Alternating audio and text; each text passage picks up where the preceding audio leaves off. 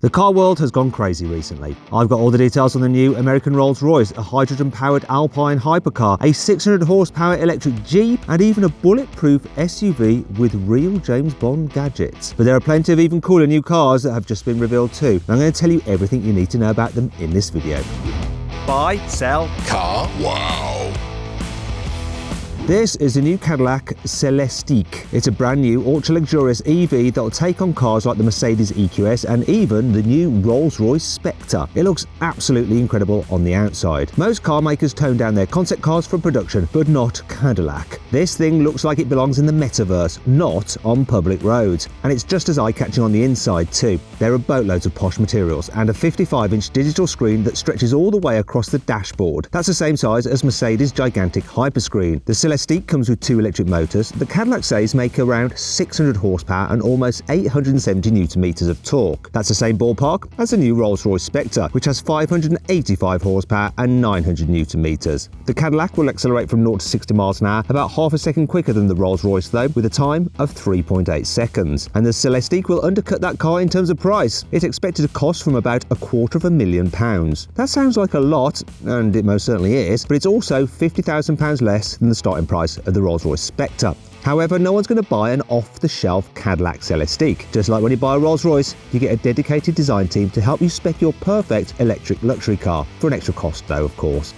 This is the new Polestar 3 and it's the most powerful electric car Polestar has ever made. Go for the optional performance pack and its dual motors make 517 horsepower and 910 newton meters of torque. That's enough oomph to blast this new Tesla Model Y alternative from 0 to 60 miles an hour in 4.7 seconds. The standard car isn't slow either. Its dual motors crank out 489 horsepower and help it crack the 0 to 60 sprint in 5 seconds flat. The Polestar's 14.5-inch touchscreen infotainment system should be super quick too. It's running the latest car-specific Android operating system from Google. There's more computing power elsewhere, especially if you pick the upgraded Pilot Pack. This beefs up the car's safety kit with a LiDAR system, 3 cameras and 4 ultrasonic sensors to help it spot potential hazards. All Polestar 3s come with a 111 kilowatt-hour battery pack, giving you a range of 379 miles. Sounds good? Well, you can order the new Polestar 3 now from £79,900. Renault has just revealed the forever trophy electric car. It looks like a prop director Ridley Scott might use if he filmed the next Blade Runner movie in Paris. But it's actually a concept that shows what Renault's forthcoming electric car will look like. It'll take inspiration from the classic Renault 4, but instead of a wheezy petrol engine, this retro-inspired SUV will get a new electric drive system. It'll probably share its batteries and motors with the reborn Renault 5 hatchback.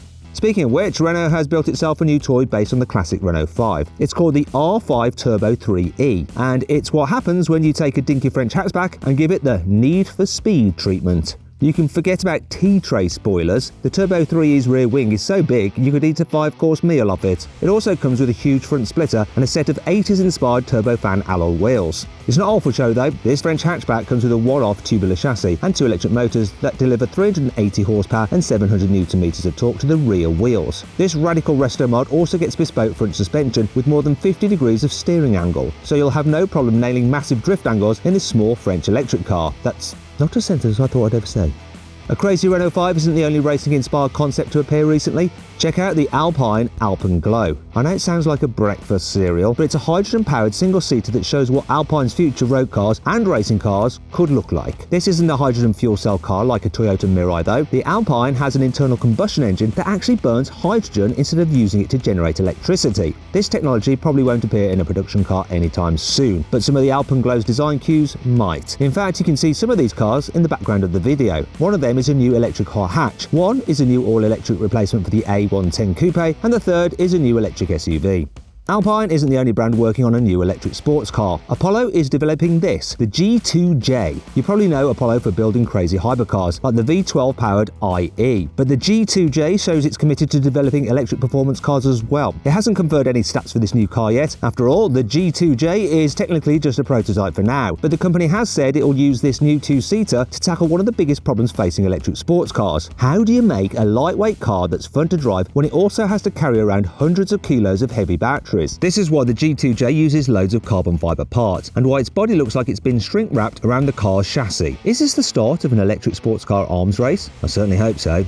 Speaking of arms races, check out the armoured Rezvani Vengeance. It started life as a Cadillac Escalade, but Rezvani chucked away the body and built its own military-inspired bomb shelter on wheels. Don't think it's all bark and no bite though. You can get the Vengeance with the same military upgrade package as Rezvani's other SUV, the Tank. This has features including bulletproof windows, electrified door handles that shock any wannabe carjackers, and a James Bond-style smokescreen. How much does this all cost? Well, the basic Vengeance will set you back $250,000. At least you'll have somewhere to hide from any debt collectors who come knocking.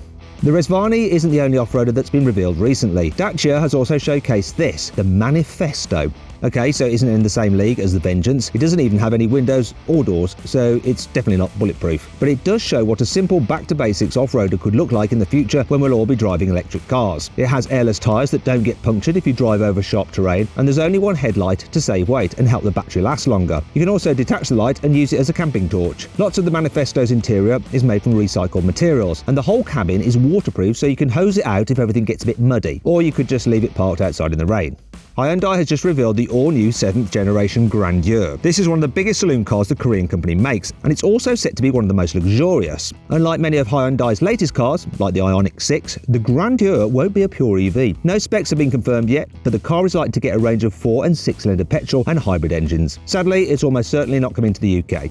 Maserati has already revealed the electric Folgore version of its new Gran Turismo, but it's now pulled the covers off a twin-turbo V6 model. This looks pretty much identical to the electric GT on the outside, but things are completely different under that long bonnet. The electric motors and batteries have gone. Instead, you get a 3-litre twin-turbo V6 from the MC20 supercar. This cranks out 490 horsepower as standard, but you can upgrade to a Trofeo model with a Meteor 550 horsepower. This faster version accelerates from 0 to 60 miles an hour in 3.5 seconds, and it should feel even better to drive than the electric Folgore because it weighs almost half a ton less. Maserati hasn't confirmed how much this new GT will cost, but expect to pay around £150,000 for the V6 model and closer to £200,000 for the electric Folgore.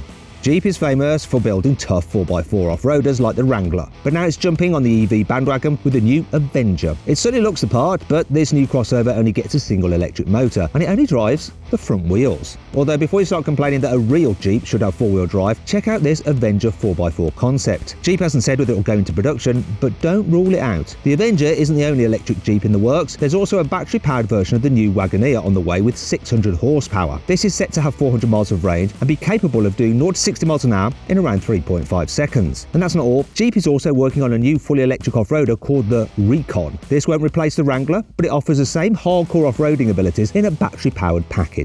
Foxconn is a Taiwanese company that builds whole products for some of the world's biggest brands, including Microsoft, Nintendo, Google, and Apple. You might actually be holding an iPhone or a Google Pixel phone made by Foxconn right now, and soon you might be driving a Foxconn car. This tech giant has just revealed 2 new electric cars, the Model B and the Model V. I wonder where they got the inspiration for naming their cars.